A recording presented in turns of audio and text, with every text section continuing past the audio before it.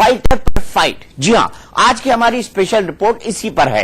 इसमें हम दो खबरों पर बात करेंगे और दोनों फाइटर प्लेन से जुड़ी हैं। एक तरफ स्वदेशी लड़ाकू विमान तेजस के इंजन को बनाने के लिए अमेरिका और फ्रांस में होड़ लगी है, तो दूसरी तरफ फ्रांस से ही हो चुकी 36 राफेल की डील को लेकर सियासी संग्राम छिड़ा है।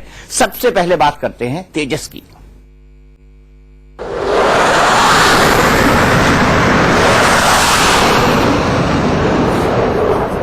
ये है हिंदुस्तान में बना तेजस। इसकी ताकत और इसके तेवर से दुश्मन हैरान है। लेकिन इस तेजस को लेकर दुनिया के दो देश अमेरिका और फ्रांस उलझे हुए हैं। कैसे, ये हम आपको बताएंगे। पहले इन दो तस्वीरों को देखिए। दोनों तस्वीर जोधपुर की है और महज 5 दिन के अंतराल की है।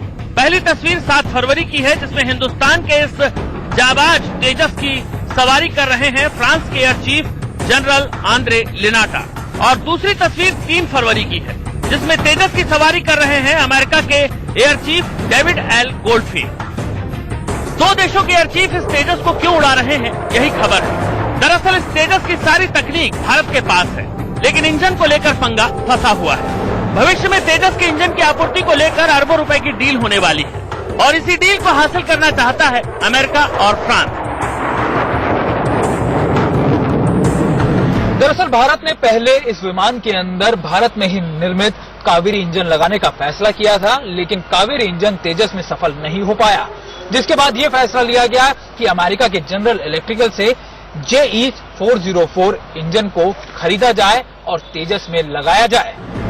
इंडियन एयरफोर्स अब तक करीब 50,000 करोड़ रुपए की लागत से 83 तेजस का ऑर्डर हिंदुस्तान एरोनॉटिक्स को जारी कर चुकी है। भविष्य में ये ऑर्डर 83 से बढ़कर 220 तेजस से भी ज्यादा होने वाले हैं। ऐसे में तेजस बनाने के लिए और अधिक इंजन की आवश्यकता होगी। अमेरिका चाहता है कि आगे के लिए इंजन का ऑर्डर उसे मिले और यही ख्वाहिश फ्रांस की भी है। लेकिन भारत इस डील में मेक इन इंडिया के तहत समझौता चाहता है। फ्रांस की कंपनी सेफ्रॉन केंद्र सरकार को कावेरी इंजन को नए सिरे से विकसित करने में सहयोग देना चाहती है। इसके तहत कंपनी भारत को तकनीक भी उपलब्ध कराएगी और इंजन का निर्माण भारत में होगा। इसके लिए $2 मिलियन की डील हुई है। लेकिन इससे पहले सभी तेजस विमानों के लिए इंजन को आयात करने ही होंगे। केंद्र सरकार के पाले में वो इस बड़ी डील में अमेरिका को ऑफर देती है या फिर फ्रांस को, ये देखना होगा। फ्रांस के साथ राफेल की डील ने देश में सियासी बवाल मचा रखा है। ऐसे में सरकार हर कदम फूंक फूंक कर रखेगी, ये भी तय है। तेजस भारतीय वायुसेना में MiG-21 लड़ाकू विमानों का स्थान लेने वाला है। उम्मीद ये की जा रही है कि यह ऑर्डर बढ़कर 220 से अधिक का होगा। ऐसे में इतनी बड़ी संख्या में तेजस विमानों के इंजन की डील भी हजारों करोड़ की होगी। आइए अब हम आपको जिस तेजस के लिए इतनी बड़ी डील होगी उसकी ताकत कितनी जबरदस्त है, ये दिखाते हैं।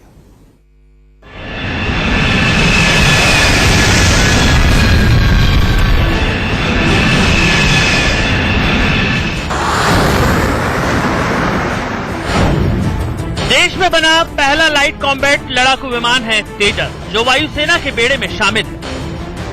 हिंदुस्तान एरोनॉटिक्स लिमिटेड का यह फाइटर प्लेन तूफान की रफ्तार से आसमान का सीना चीरते हुए दुश्मन के खेमे में खलबली मचा सकता है।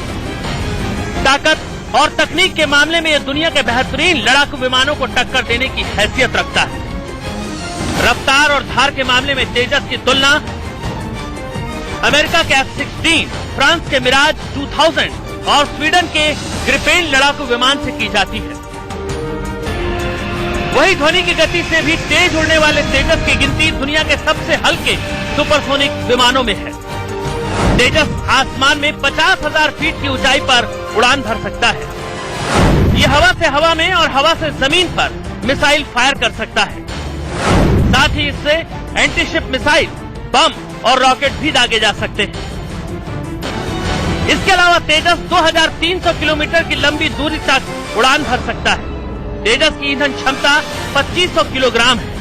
तेजस को हवा में ही ईंधन की आपूर्ति करना संभव है। तेजस केवल 460 मीटर की दूरी तक रनवे पर दौड़ने के बाद हवा में पहुंच जाता है।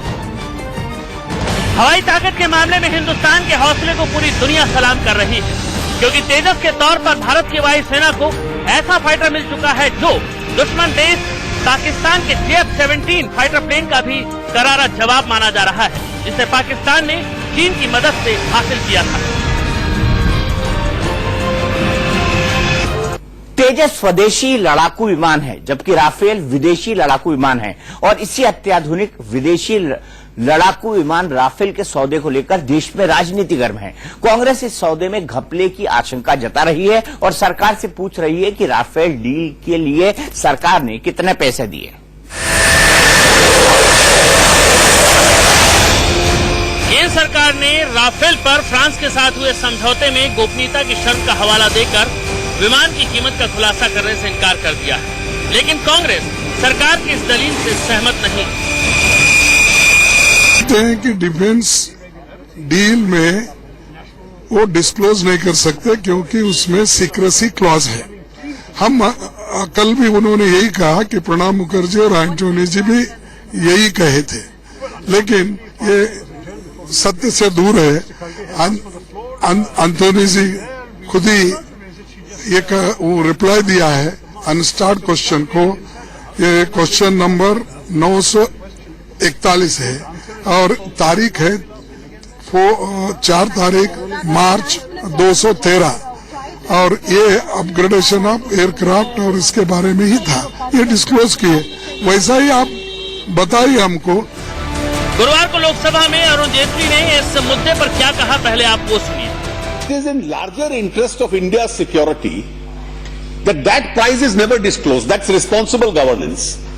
And therefore, Moili Saab, you've been the law minister of this country, that these security pacts are an inherent part of these defense transactions, because when you disclose the details of that price, you can give an approximate price. But when you give the specific details, you are giving details of the weapon systems that you possess and the capacity of those weapon systems which you don't want to inform them. Defence deal का specification देना देश की रक्षा के लिए बड़ा खतरा होगा, लेकिन कांग्रेस कह रही है कि वो सरकार से किसी मिसाइल की कीमत नहीं पूछ रही। हम कौन से चीज उसमें डाले, कहाँ तक वो जाने वाला है, किसको मारने वाला है, कितने लोगों को, ये हम नहीं पूछ रहे। हम उस डील में क्या हुआ, क्या प्राइस था, पहले क्या प्राइस था, ऐसी चीजें आएंगे बाहर। राहुल गांधी राफेल की डील को लेकर आक्रामक तेवर अख्तियार किए हुए हैं। बुधवार को राहुल ने राफेल के जरिए सरकार पर निशाना साधा था। रक्षा मंत्री जी कहती हैं कि भैया हम देश को नहीं बताएंगे।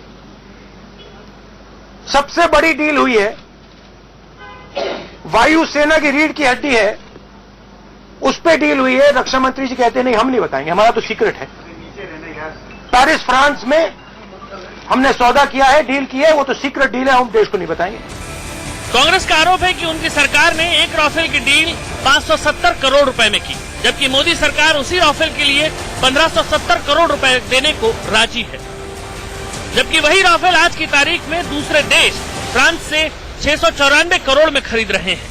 कांग्रेस का आरोप यह भी है कि सरकार ने कैबिनेट कमेटी ऑन सिक्योरिटी की अनुमति नहीं ली, साथ ही डिफेंस प्रोक्यूरमेंट प्रोसीजर का भी उल्लंघन किया है। देश के प्रधानमंत्री मोदी जी ने कानून का उल्लंघन किया, उसकी धज्जियां उड़ाई। मोदी जी ने जहाज खरीदने के निर्णय से पहले कैबिनेट कमेटी ऑन सिक्योरिटी की अनुमति क्यों नहीं ली?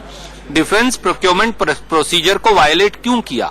अगर देश के प्रधानमंत्री कानून नहीं मानेंगे, लाखों करोड़ के रक्षा सौदों में तो कौन मानेगा? सूत्रों के हिसाब से खबर है कि मोदी सरकार ने राफेल डील को सीसीएस यानी कैबिनेट कमेटी ऑन सिक्योरिटी की हरी झंडी मिलने के बाद ही फाइनल किया था। सितंबर 2016 के अंदर उस समय के रक्षा मंत्री मनोहर पारिकर और फ्रांस के रक्षा मंत्री के हस्ताक्षर किए गए थे और उस हस्ताक्षर करने से पहले सीसीएस की मीटिंग में बाकायदा इसे हरी झंडी मिल चुकी थी। इतना ही नहीं, दावा यह भी है कि मोदी सरकार ने यूपीए की तुलना में एक राफेल पर 75 से 100 करोड़ रुपए यूपीए सरकार की तुलना में कम खर्च किए हैं। चूंकि डील का आंकड़ा सरकार के पास है और जब तक वो सामने नहीं लाया जाता तब तक कांग्रेस चुप नहीं बैठने वाली, क्योंकि कांग्रेस को लगता है कि मोदी सरकार इस मामले में घिर सकती है और ये मुद्दा आने वाले वक्त में बड़ा बन सकता है।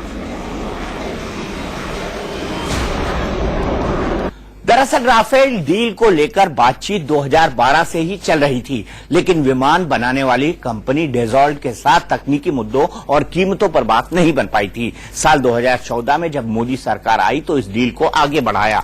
मोदी सरकार ने सीधे कंपनी से सौदा न कर फ्रांस सरकार के जरिए राफेल सौदा किया। क्या है ये पूरी डील, अब जरा इसे समझिए।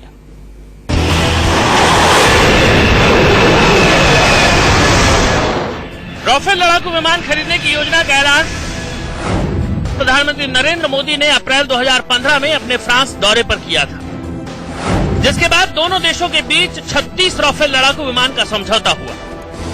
59,000 करोड़ की इस डील को अब तक का सबसे बड़ा रक्षा सौदा माना जाता है।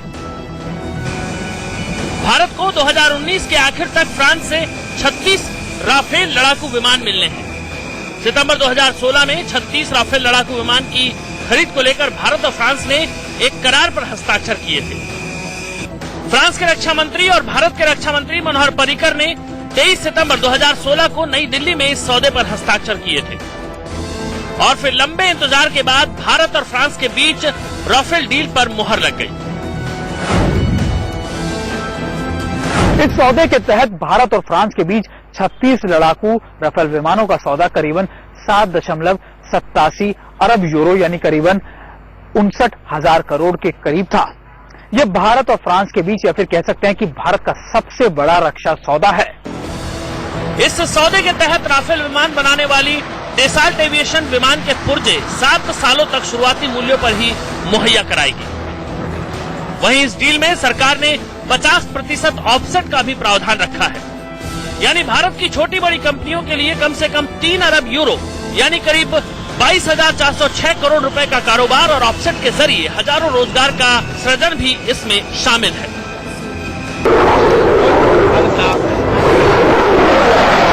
अगर सब कुछ ठीक रहा तो ये रक्षा सौदा पिछले 20 वर्षों में लड़ाकू विमानों की खरीद का पहला सौदा होगा। इससे पहले भारत ने रूस से सुखोई विमानों की खरीद की थी। भारतीय वायुसेना के लिहाज से ये खरीद इसलिए अहम भी है क्योंकि अब तक वायुसेना के पास 1970 और 80 के दशक के लड़ाकू विमान ही मौजूद हैं।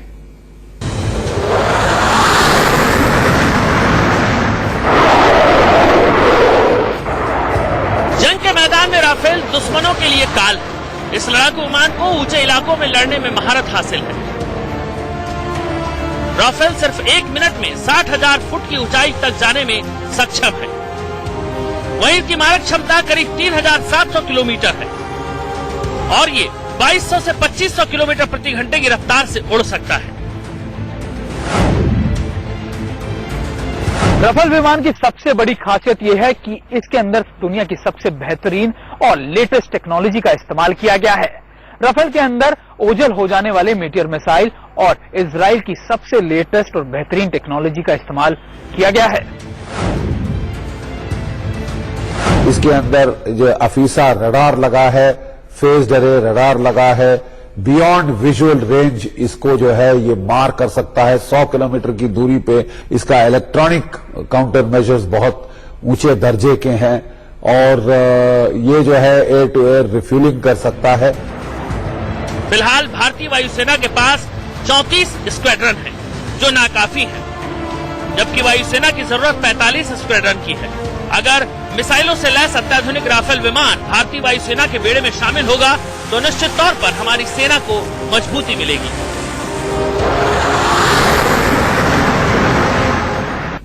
टुनाइट विद दीपक चौरसिया में आज के लिए इतना ही, लेकिन इंडिया न्यूज पर खबरों का सिलसिला